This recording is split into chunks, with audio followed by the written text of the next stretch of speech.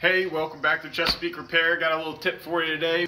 I'm working on a Vibrolux. It is a modern reissue Vibrolux. It has a PCB board and it needed to have the bias adjusted during its service.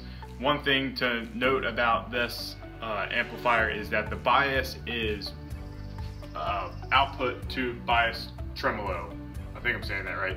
So the tremolo works based off of the bias of the output tubes. So if you set the bias too high on the tubes, then the tremolo won't work. If you set the bias too low, it won't.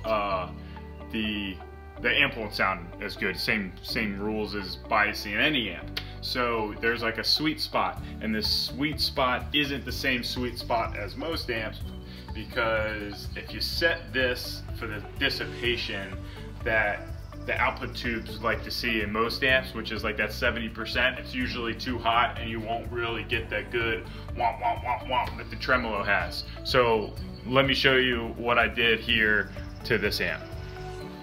So as you can see, it's all PCB board. Now I took the boards out and I replaced some of these capacitors, same thing on the other side, and then to change the bias I had to change this resistor, but this resistor is on the other side of this board, so I had to take the pots out and take this board out, and I was already doing all of this anyway for this amp, not a big deal.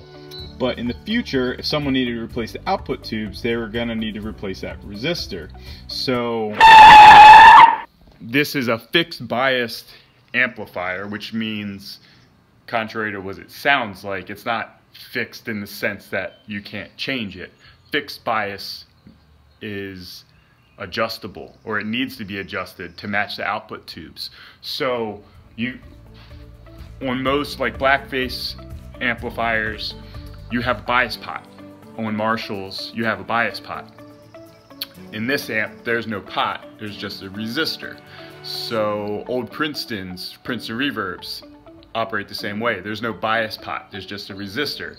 But on a schematic, it looks the same as the amplifiers with a bias pot, but instead of a pot, it's a resistor.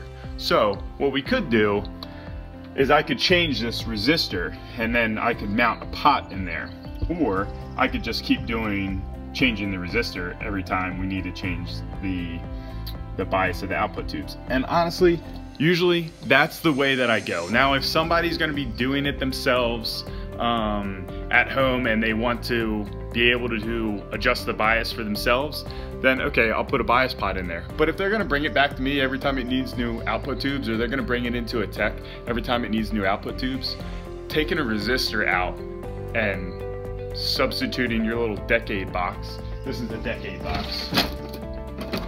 This is a decade box. I have all the different types of resistors here up to 100K. So what I would do is I would snip each side of the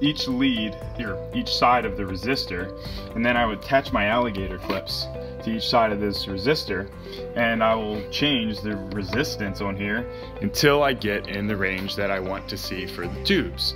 And it's really not that big of a deal. So that's why, in lieu of putting a pot in there and charging the labor for putting a pot, I just changed the resistor. Now here's where the tip comes in. This resistor was on the other side of the board, but I moved it to the top side of the board. That way, the next time it comes in, I don't need to pull that board up.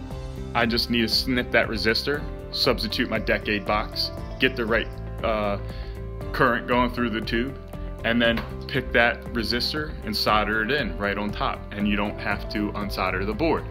So that's the tip. Move that resistor to the top. Hope that helps. Nice little tip for you.